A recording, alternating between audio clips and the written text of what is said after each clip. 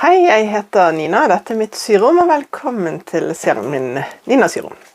I dag skal jeg vise deg hvordan du syr en enkel topp. Jeg har sydd den i et vevet linstoff.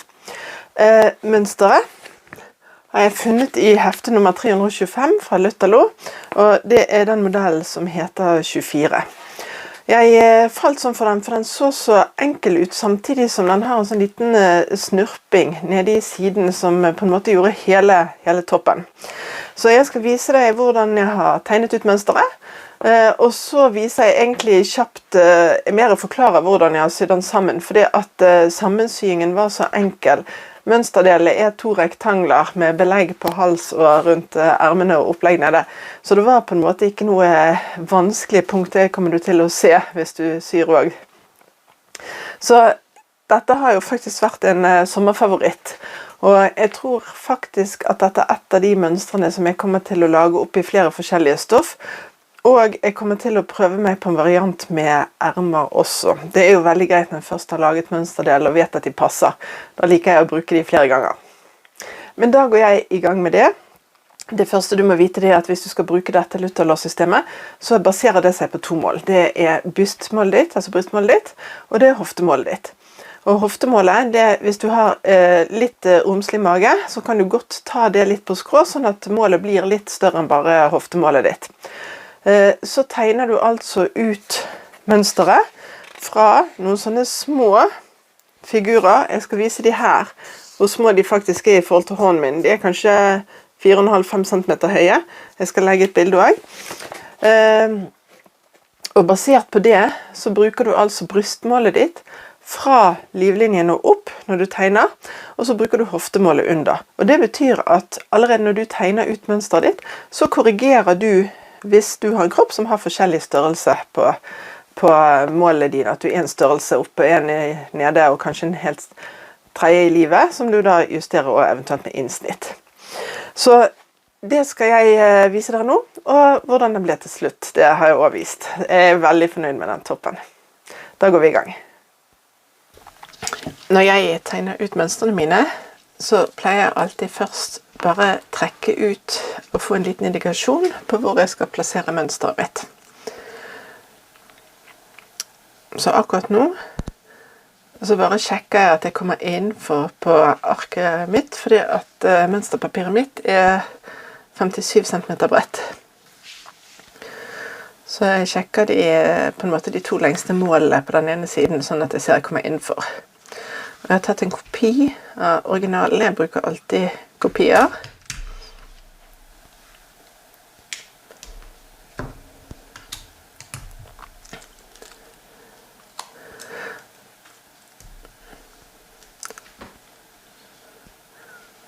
Og så har jeg et triks. Jeg stikker faktisk stiften min først ned i krysset.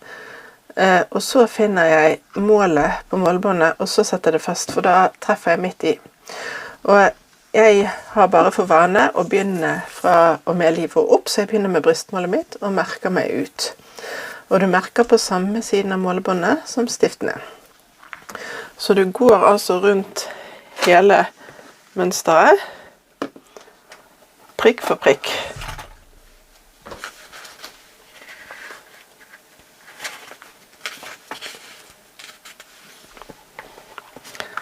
Så pass på at målebåndet ligger helt flatt og på den linjen, og så måler du ut det antall centimeter som står indikert.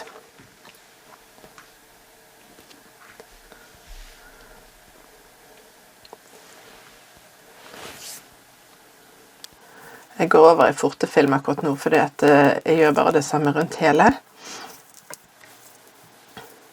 Jeg markerer meg ut alle veier.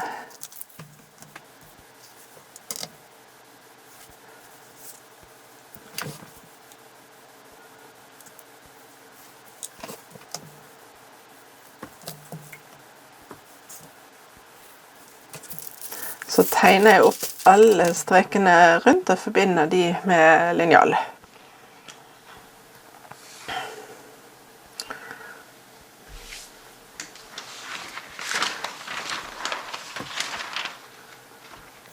Så skal jeg i gang og legge til sømbånd. Jeg bruker alltid 1 centimeter sømmon når jeg syr sammen. Så bruker jeg 2,5 centimeter sømmon på opplegg. Og så står det i mønsteret at vi skulle ha 3 centimeter belegg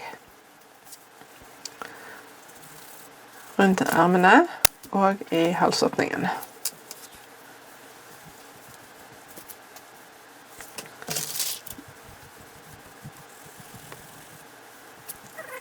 Så her har jeg altså klippet ut alle stoffdelene mine. Så jeg har beleggene, og de mønsterdelene de har jeg faktisk bare klippet rett ut fra selve forstykket og bakstykket. Og når jeg er ferdig med de, så faktisk teiper jeg de på plass igjen, så slipper jeg å lage ekstra mønsterdel for belegget. Og jeg har gjort det samme med belegget som er rundt ermåpningene. Jeg klipper ut beleggdelen fra selve mønsterdelen.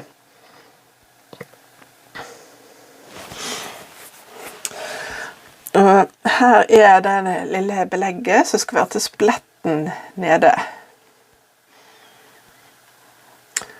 Og så har jeg laget snøringen. Der har jeg klippet, sånn som det sto i mønsteret, en lang remse. Jeg klippet den 3 centimeter bred, og så strøk jeg den først i 2 og brettet inn og strøk igjen.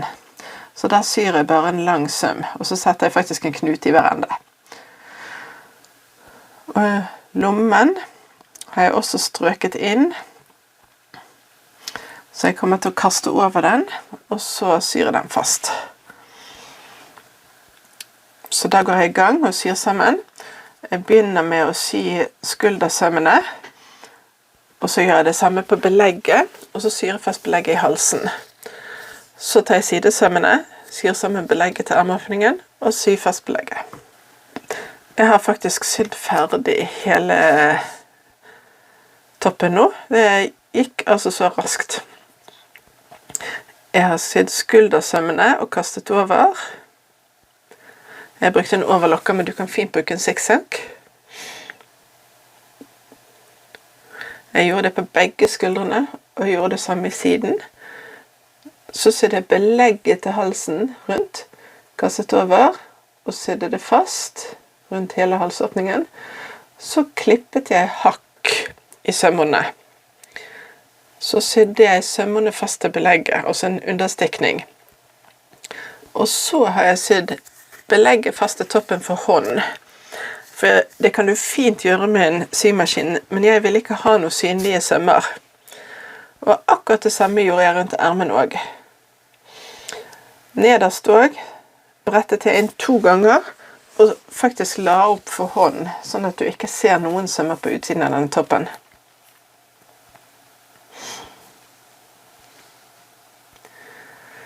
Akkurat denne snøringen er veldig, veldig morsom, men her er det et lite triks. Når du skal sy fast denne, jeg har jo kastet over, og her går en søm ytterst, og en søm innerst, sånn at det blir en kanal. Så det som er lurt, det er først å sy 2 yttersømmer. Da ligger firkanten stabilt, så syr du den i midten. Så trekker du snoren, for da får du snoren opp i toppen og ut igjen. Og så syr du den på tvers øverst.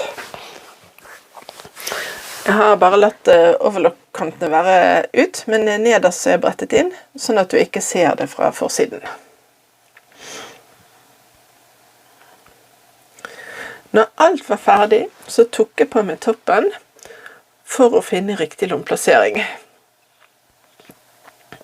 Og nå som prosjektet er helt ferdig, så fyller jeg ut skjemaet mitt for prosjektet.